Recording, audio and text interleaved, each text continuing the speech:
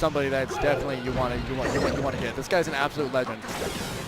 And SFAT representing the CLG, just like his doubles partner, BPU. Very good. But you can tell by just the way Hugs plays. It's really easy to tell if it's Hugs because everything seems like it has such a defined purpose. Like it seems like there's nothing wasted. Like some people don't like Hugs as Samus because of that, but to me I think it's beautiful to watch. Yeah. Lots of micro spacing with the wave dashes of varying lengths. Yeah, going forward and backwards, not quite as much as you might expect every single time, and threatening with your down crouch cancel down smash. And that was a very like commanding stock actually. Yeah. Again, this is kind of like important. The in-between stocks, you generally expect to lose your stock eventually. It's more about how much percent can you set up for the next stock. Really ends up a lot. Very good.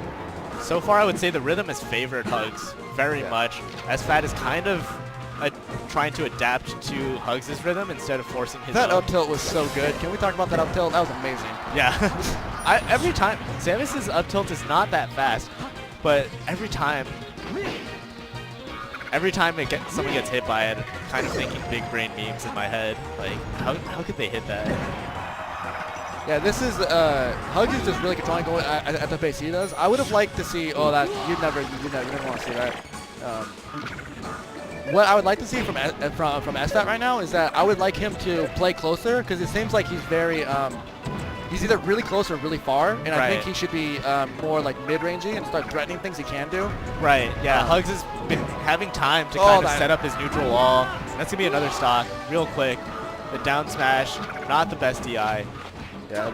He also, I also wouldn't be surprised if SFAT tried to tech that way because that was a really deep down smash. He probably thought he was gonna hit the ground and already inputted the direction he was gonna tech. Again, like that down tilt was so precise. Most Samuses would not even try a down tilt. They'd probably try it in a tech chase. Yeah, this first match looking really rough for SFAT. He did have the ST before. There you go. So he just floats. Hugo kind of flubbing there. I believe he could have gotten that back air follow-up. Yeah, it seems like in this matchup with the way that SFAT's moving, I think he's more about trying to warm up and get his tech skill more like solidified for the next match. Because I feel like even though Hugs has been doing amazing spacing and been doing really well, I feel like SFAT has been kind of he's been losing this match more than Hugs has been winning it. Yeah. And I think that he's trying to warm himself up and get set for the next couple matches. Yeah, SFAT's moves not really falling where it looks like he's intending for them to be placed. Very good up tilt by SFAT right there. I mean, not to take anything away from Hugs either, because I think one of the hallmarks of a strong Samus player is that as the Fox or as the opposing player, it feels like your moves aren't going where you want them to, or they're not threatening the space that you want them to, because the Samus is positioning with things like the wave dash back, the throwing out the tilts at distance, and just overall changing the rhythm. And also, like, a lot of Samus's priority, like a lot of her moves are very active, which means that she can do them early and you can run them into them, which can screw up the space in a little bit because you can see the move and think that you're gonna whiff it and then just run into it still. So you have to be really careful on this. Zach opting to use the gun a little bit here, build up some percent, so he doesn't have to worry about the crouch cancel as much or SDI down. Very nice Shark. That's the reason you pick FD. They don't have somewhere to come down to before. Also, Hugs was hitting like almost all platform follow-ups like really well. And SFAT wasn't really using them that well, so I think this is more of I actually really like this counter pick. Right, Samus not the fastest character horizontally, so being able to limit Fox's options in terms of like teching on platforms, very helpful for her to get her meaty punishes. Also, Samus's jumps are a lot more committal than most other characters because she's so floaty. And Not without, the best airspeed either. And with and like almost no air control like Sheik. And platforms usually help that if you commit to a jump, platforms can help you like retreat back or like not commit to it. Whereas on FD, if you jump, you jump. So you gotta make it worth it. Right. This game, a stark difference from game 1. SFAT really controlling the pace here. He was playing around on Hugo's shield, throwing out the jab from behind, knowing he can't do anything, and he's also taken away the screw attack out of shield option by going to FD, because if you SDI the screw attack, then you don't have to worry about them platform canceling, and you can get probably a free up smash. And that was also a problem on the first stock on the first match, is that SFAT was running to every screw attack, which is Samus's up B. Right. Which does have invincible startup. But like most multi-hitting moves in Melee, if you do anticipate it, you can DI and have a lot of the hits miss, which is what Kevin was talking about. So I feel like this is the match that SFAT set up from the last game, towards the last. Really executing well on his game plan with the counter pick. That's really good composure from SFAT, but also like really good composure from Hugs. He realizes that like until the word game appears on the screen, like there's still a chance to win. Yeah, two veterans here, both been in the high-level Melee scene for a very long time at this point. SFAT ever since he was a young boy. Hugo since he was like a middle-aged man. If Hugs can get the stock up before he's in back air kill range, like he does have a chance. Yeah, you definitely can't rule this out. So this is tricky because there's a lot of moves that you can't hit Fox at this low percent. Right. So he needs a really good clean hit. But one of the other nice things about FD is that if you can get Fox into a teching situation, he can hit the crouch. He can hit the charge shot most likely. Ooh, there you go. A falling up air, just barely killing there. I actually really liked how Hugs brought it back as close as he did. Because if he got three start there, I would have heavily leaned against SFAT. But the way Hugo is playing and adjusting, like I think this is going to be a close set. And this should be another best out of 5. I think this is the same round as the previous match. So no bans on the... Oh. Someone's drifting really hard on their controller right now. It looks like that they actually switch ports so that the spawns are more neutral for that stage. Because if you get caught on the top platform on a lot of stages, like it can be a huge disadvantage. Yeah. Sheridan, one of the main TOs here, hugely against the neutral start. To be honest, I'm not a fan of it either, but mostly because I'm lazy and I think that like more tournament rules can like really hamper it. But I do agree that if you're a floaty starting on top platform against a spacey, it's horrible. Yeah, it's so hard. You lose like, a full stock in a lot of situations. Because hitting the ground can be the hardest thing in the world, especially like also against like Marth against a floaty. If you're above a Marth, like it's really hard to come down. Both players ran a quick button check right before because of the switched ports. Every time you re-switch. Every time you plug in a GameCube controller, wherever your stick is at, that's what it considers to be the 0-0 coordinate. So you do want to make absolutely sure that it's lined up where you want it to be. This is a very solid start from SFAT here. Yeah, doing very well, going behind the shield. And that should be death, yeah. But that was pretty decent DI by Hugo there. But I think on the stage that you're dead regardless. Right. Yeah, that force match is kind of telling. It felt a little bit forced to get that stock back. It looks like that Hugs is going more for like the risk reward decision making game and less about just relying on spacing. I think SFAT's really shown him that he could be, if not do better, in that regard. SFAT was very cognizant before when Hugo kind of flubbed off stage to just maintain invincibility straight through the screw attack. Yeah, those up tilts and back airs are really hard for Samus to get through. Right, she's not really fast enough to kind of come in between your up tilts and whatever you do next. Also her aerials are very long. in the sense of like you can't hit only Fox's head from a lot of angles. Like you're gonna run into like the active hitbox, which makes it hard to space and beat out. That was a phantom shine there. Yeah. Oh, very good. You reacted to the mid stack, and that's a free forward smash.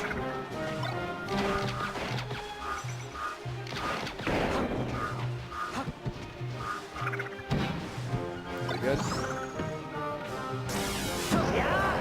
Really nice jumping over the grapple. But it feels like Hugs feels pressured, like he has to do something. Yeah. He's been a lot more proactive than he was, let's say, in the first game, where he did almost everything second. Very good. Oh, Yeah, that was actually really good DI by Zach. Actually got that 4 there, because he DI'd it up, so he had enough space to double jump out. I think if he DI'd that back or down, that Hugo would have gotten a lot more off that. And that's also something to keep in mind, is that sometimes drop combos are like strong defensive options. Yeah, exactly. Actually. Yeah. Yeah, you'll notice if you play a top player and you're not a top player yourself, a lot of the bread and butter combos that you were used to getting on your friends, much harder to execute because of smash DI, because of ambiguous DIs and teching options.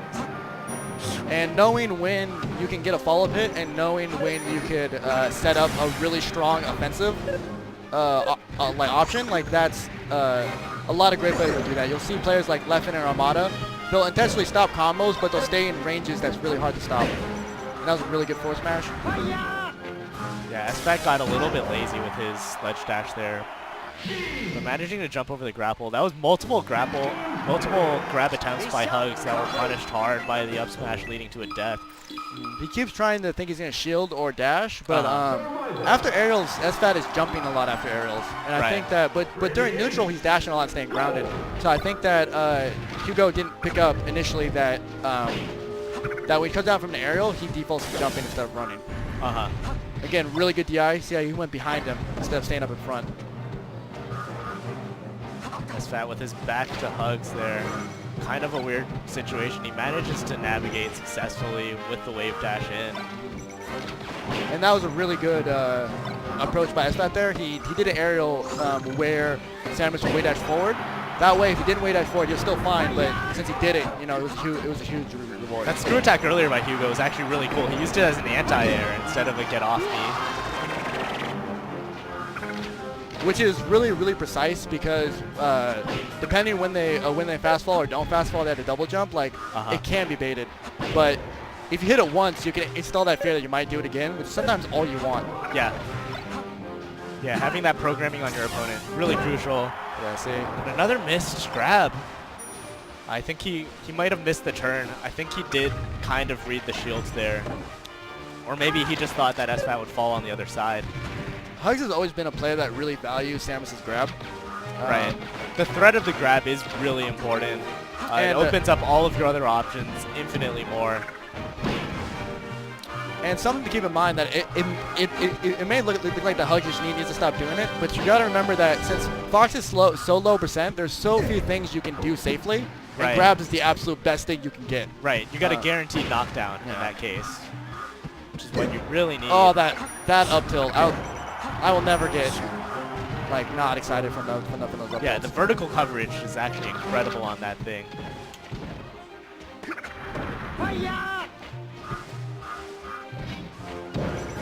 Ooh. Really good. Yeah, it seems like even though that it's pretty even, it still feels like Hugo still feels pressed to be the one to go forward. Yeah. It feels very confident. There you go. That was really good. I'm pretty sure he reacted to the side step, because during the roll, the iframes, he probably saw that he was going to land towards the tip. Yeah. Really good forward tilt. Oh, that was a good nair. Yeah, really smart to throw out the nair, knowing that the missile will not go through the fire Fox. Fox's recovery is so strong, you really do have to lay out and cover multiple options.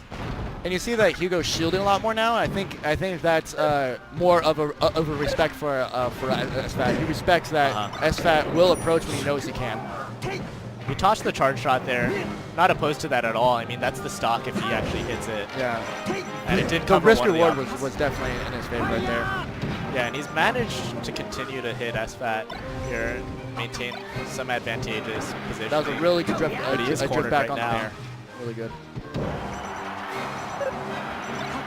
SFAT baited the dash attack into the bear. I think SFAT thought that Hugo would try and fast fall and grab the ledge, which is why he up smashed early. But since Hugo floated it, is why he got hit with the laugh, the sour spot. Right.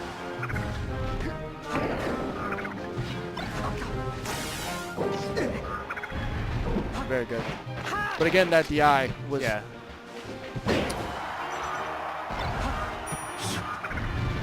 Good. Not a whole lot he could have done Yeah, besides see? that forward air in that situation with SFAT going high. He misses the short length that he wanted, though. He wanted a more medium one. And this one, I actually can't tell who actually has the momentum because they're actually both playing this match really, really well. And Hugo does have the charge shot here, which can be a humongous game changer. If he gets it as a combo finisher, it can definitely kill Fox. And sometimes just holding the charge is better than shooting it because you always have the possibility of shooting it, which they have to be aware of it and just, like, see. Yeah, and he just lets it rip. He's not going to have time to get another one in all likelihood. Yeah. And I really like that shot, too, because the range that he shot it was that after an aerial, you know, he keeps trying to grab him because he's going to dash away. Yeah. At that range, he knew that he wasn't in grab range, so he thought he would dash away, and he called it perfectly. Yeah, and there's not a whole lot SFAT can crouch cancel now at this percent either because of that charge shot that managed to land. Yeah, and that was an amazing adjustment by Hugs right there on the DI. Ooh. Because usually you want to down smash the other way, but he knew that SFAT's DI would get him behind him, so he turned around before the down smash. Oh. Really scary for both players here.